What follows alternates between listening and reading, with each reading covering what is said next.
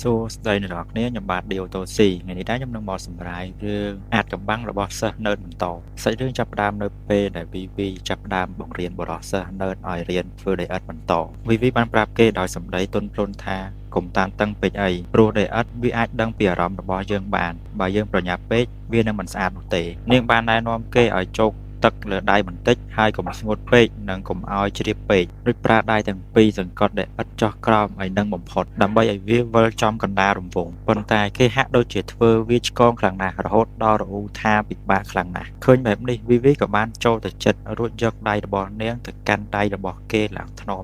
ដើម្បីជួយទប់លំនឹងនាងបានបញ្យល់ថាកម្លាំងដែលឥតតែងតែរុញដៃរបស់យើងចេញពីវាដូចនេះយើងត្រូវតែប្រើកម្លាំងចេញពីដើមដៃរបស់យើងមិនមែនត្រឹមតែកដៃនោះទេនៅគណៈពេលនោះមុខរបស់ពួកគេទាំងពីរបាននៅជិតគ្នាយ៉ាងខ្លាំង VV បានប្រាប់ឲ្យគេធ្វើវាថ្នមនិងហាមប៉ះបាត់រង្វង់ឲ្យសោះនៅក្នុងរូបភាពនេះយើងឃើញខ្សែភ្នែករបស់សិស្ស nerd ម្នាក់នោះដែលសម្លឹងទៅមើល VV តាមកញ្ចក់វ៉ែនតាហាក់ដូចជាមានអ្វីម្យ៉ាងលាក់បាំង VV ក៏បានបន្តបង្រៀនវគ្គបន្ទាប់គឺវគ្គទាញមាត់ពេងឡើងលើដោយប្រើម្រាមដៃម្ខាងនៅខាងក្នុងនិងម្ខាងទៀតនៅខាងក្រៅធ្វើដូចជាដង្កៀបអញ្ចឹងជាចុងក្រោយមកគេក៏បានធ្វើវាបានសម្រេចរំពេចនោះមិត្តភ័ក្តិរបស់នាងគឺអាយនីនក៏បានហៅ VV ឲ្យទៅមើលស្នាដៃរបស់នាងគ្រាន់តែឃើញភ្លាម VV សោកចុកពោះព្រោះអាយនីនព្យាយាមធ្វើរូបខ្លួនឯងតែ VV បែរជាថាបើយើងមិនដឹងថានេះជារូបខ្លួនឯងនោះទេយើងប្រកាសជាស្មានថាវាជាត្រីមកអាក្រក់បាត់ទៅហើយនៅគណៈពេលនោះអារម្មណ៍របស់ VV បានប្រែប្រួលនាងបានសម្លឹងមើលបរិសុទ្ធម្នាក់នោះសារថ្មីទាំងភាពងឿងឆ្ងល់នាងលួចគិតក្នុងចិត្តថាឈប់សិនច្រមុះបែបនេះរូបរាងបែបនេះមិនក៏បរិសុទ្ធម្នាក់នេះមើលទៅដូចជាធ្លាប់ស្គាល់នៅកន្លែងណាមួយទៅដឹងឬមួយគឺជាគេសំណួរតើ VV អាចចំណាំបរិសុទ្ធម្នាក់នេះបានដែរឬទេហើយមានរឿងអ្វីកើតឡើងនៅភាគបន្តទៀតសាច់រឿងបានកាត់មកពេលព្រលឹមនៅពេលដែលសិក្សានុសិស្សបានចូលទៅមហាវិទ្យាល័យរបស់គេនៅក្នុងថ្នាក់រៀនរបស់ VV មិត្តភ័ក្តិរបស់ VV បានបបួលនាងថា VV ស្អែកពួកយើងទៅធ្វើដីឥដ្ឋនៅកន្លែងឯងធ្វើការក្រៅម៉ោងបានដែរឬទេពួកយើងចង់ធ្វើពេងទុកជាកាដូនៅថ្ងៃបុណ្យណូអែលប៉ុន្តែ VV បានប្រាប់ថានាងកំពុងតែសម្រាកពីការងារដើម្បីផ្ដោតលើការប្រឡងបញ្ចប់ឆមាសរបស់នាងប៉ុន្តែនាងបានណែនាំឲ្យពួកគេទៅចោះហើយនាងនឹងប្រាប់ម្ចាស់ហាងឲ្យបញ្ចុះតម្លៃឲ្យពួកគេនិងមានមិត្តរួមការងារម្នាក់ចាំជួយបង្រៀនពួកគេខណៈពេលដែលកំពុងជជែកគ្នា VV បានគិតក្នុងចិត្តថាស្ដាយណាស់បើពួកគេមកការពីម្សិលមិញប្រហែលជាល្អយ៉ាងនេះនាងក៏បាននឹកឃើញដល់ស្នាដៃរបស់សិស្ស nerd ម្នាក់នោះដែលកាលពីម្សិលមិញគេធ្វើបានល្អយ៉ាងខ្លាំងរហូតដល់ថ្នាក់លាបពណ៌ផ្កាជប់រត់យ៉ាងស្រស់ស្អាតនៅលើពេងទៀតផងសូម្បីតែមិត្តរួមការងាររបស់នាងក៏ឆ្ងល់ដែរថាមិនក៏គេស្រាប់តែពូកែខុសពីរាល់ដងបែបនេះត្រឡប់មកក្នុងថ្នាក់វិញ VV បានសម្លឹងទៅមើលខ្នងរបស់សិស្ស nerd ដែលកំពុងអង្គុយខាងមុខគេបង្អស់គេពាក់អាវហូឌីនិងរូបរាងដូចជាបុរសដែលនាងបានជួបនៅក្នុងហាងពីម្សិលមិញអញ្ចឹង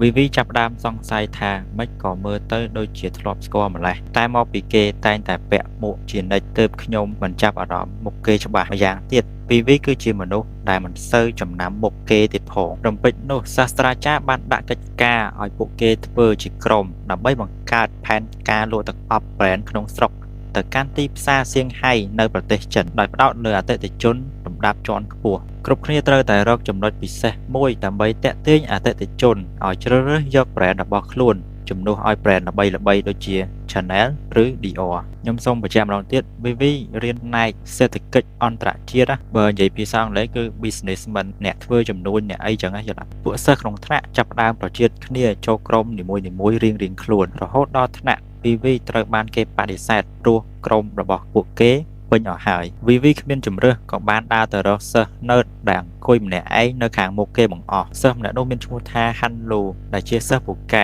ដាច់គេប្រចាំថ្នាក់ប៉ុន្តែក៏ជាមនុស្សដែលគេចាប់ទុកថាជាកម្ពុជាសិស្ស nerd ផងដែរ VV ដើរទៅជិតរួចសួរដោយស្នាមញញឹមថាសួស្ដីតើលោកមានក្រុមហើយឬនៅចង់ចូលក្រុមជាមួយខ្ញុំនោះទេ Hanlu បានងើបមុខសម្លឹងមើលទៅកាន់ VV តាមកញ្ចក់វ៉ែនតាដ៏ក្រាស់របស់គេរួចឆ្លើយយ៉ាងដាច់ប៉ាត់ថាទេធ្វើឲ្យ VV គៀងម្នាក់ឯងទាំងហួសចិត្តបន្ទាប់ពីកម្ពុជា nerd Hanlu បានបដិសេធ VV ដូច្នោះ VV ក៏បានដើរចេញទាំងហួសចិត្តក៏ប៉ុន្តែភ្លាមៗនោះ Hanlu ក៏បានស្រន់ស្លោស្ទុះទៅរកនាងវិញរួចស្រែកថាចាំបន្តិចសិនគេបានសារភាពទាំងអៀនថា តាមពិតទៅគេអត់ទាន់មានក្រុមនោះទេហើយគេចង់សុំក្រុមចូលជាមួយ VV ដែរគ្រាន់តែអំបញ្ញមិញនេះគេអៀនខ្លាំងពេកក៏ឆ្លោយច្រឡំទៅហានលូចង់សាកចិត្ត VV ក៏សួរថាតើហេតុអ្វីបានជាខ្ញុំគួរតែចូលក្រុមជាមួយនាង VV ដែលកំពុងខ្លាចអត់មានក្រុមក៏តបវិញដោយស្រន់ថ្លោថាខ្ញុំជាអ្នកខំរៀនម្នាក់មានចំណេះដឹងហើយកិច្ចការទាំងអស់ខ្ញុំអាចធ្វើវាបាននៅពេលដែលហាន់លូ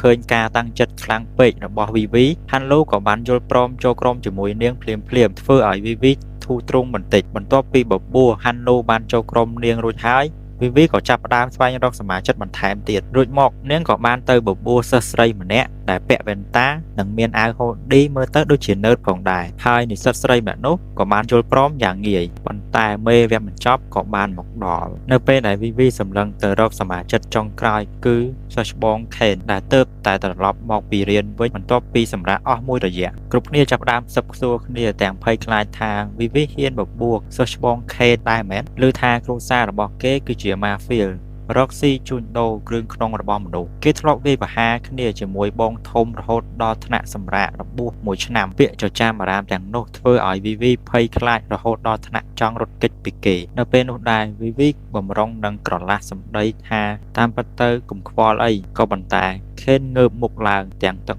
មុខមើងម៉ាត់និងមាំទាំអំបញ្ញមិញអ្នកសុំឲ្យខ្ញុំចូលក្រុមអ្នកមែនទេនៅពេលនោះ VV បានភ័យយ៉ាងខ្លាំងស្មានថាត្រូវស៊ីកំភ្លៀងបាត់ទៅហើយតែរឿងដែលនឹកស្មានមិនដល់គឺខេនបែរជាញញឹមដ៏ស្រស់ស្អាតបំផុតពេញថ្នាក់រួចតបដោយសម្ដីផ្អែមថាគាត់យល់ព្រមចូលក្រុមជាមួយនាងសូមឲ្យខ្ញុំចូលក្រុមជាមួយនាងផងការផ្លាស់ប្ដូរទឹកមុខរបស់ខេនធ្វើឲ្យសិស្សរាល់គ្នាគាំងជាខ្លាំងនិងធ្វើឲ្យ VV គាំងបេះដូងរហូតដល់សន្លប់បាត់ស្មារតីភ្លាមៗតែម្ដងជាចុងក្រោយក្រុមរបស់ VV បានបង្កើតឡើងយ៉ាងជោគជ័យដែលមានសមាជិក4នាក់គឺតួឯកស្រី VV សិស្សនើតប្រចាំថ្នាក់ហាន់លូនិស្សិតស្រីវ៉ែនតានិងសិស្សច្បងមុខមាំតែចិត្តល្អគឺខេត VV អង្គុយធ្វើមុខមិនសូវមិនទេព្រោះនាងមិនដឹងថាការបញ្ចូលគ្នានៃក្រុមសមាជិកដល់ចម្លែកបែបនេះនឹងនាំគ្នាធ្វើកិច្ចការរបស់នាងទៅជាយ៉ាងណានោះទេកិច្ចការជាក្រុមបានចាប់ផ្ដើមហើយ VV បានដាក់យុទ្ធសាស្ត្រលក់ទឹកអប់ brand ក្នុងស្រុកដោយប្រើឃោសនានិងការ live stream លក់បញ្ចុះតម្លៃប៉ុន្តែភ្លាមនោះ Hanlo បានប្រឆាំងរួចនិយាយថា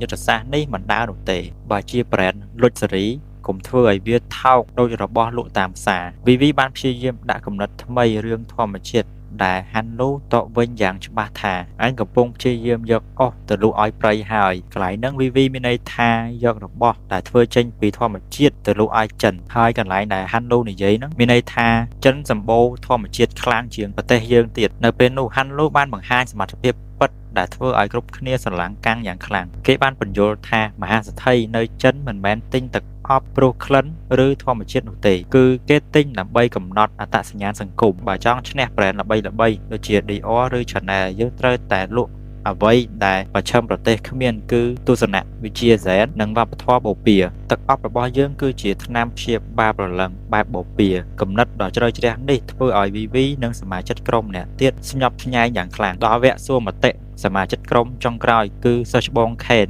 ដែលគ្រប់គ្នាខ្លាចរអាវ VV ពិតជាភ័យខ្លាំងណាស់ស្មានតែសិស្សច្បងខេនខឹងនឹងពួកគេទាំង3នាក់នេះតែអ្វីដែលនឹកស្មានមិនដល់គឺសិស្សច្បងខេនបែរជាស្រក់ទឹកភ្នែកបណ្ដាគេរំភើបខ្លាំងណាស់រហូតដល់ថ្នាក់និយាយថា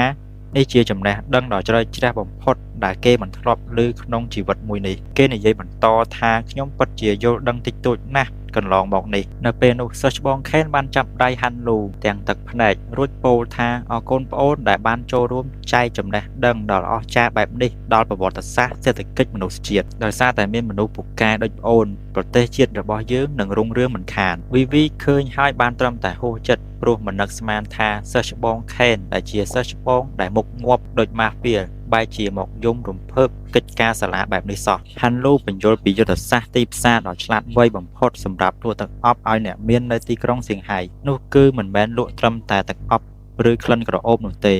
ក៏ប៉ុន្តែគឺលក់ភាពស្ងប់សុខនៃផ្លូវចិត្តដោយសារតែយុវជននៅទីក្រុងរវល់និងមានភាពតានតឹងនឹងការងារដូចនេះការប្រើទឹកអប់ដែលផ្ដល់អារម្មណ៍ ដោយកំពុងធ្វើសមាធិនិងក្លាយជាចំណុចតាក់ទាញបំផុតដែលធ្វើឲ្យពួកគេសុខចិត្តចំណាយលុយទិញទោះបីជាថ្លៃក៏ដោយនេះបង្ហាញពីភាពវៃឆ្លាតកម្រិតខ្ពស់របស់តួឯកដែលធ្វើឲ្យសមាជិកក្រុមទាំងអស់គ្នាភ្ញាក់ផ្អើលយ៉ាងខ្លាំងនឹងឲ្យខ្ញុំសូមបញ្ចប់រឿងនឹងប៉ុណ្្នឹងសិនហើយកុំភ្លេចជួយចុច like subscribe ឲ្យខ្ញុំម្នាក់មួយផងណាបាយបាយ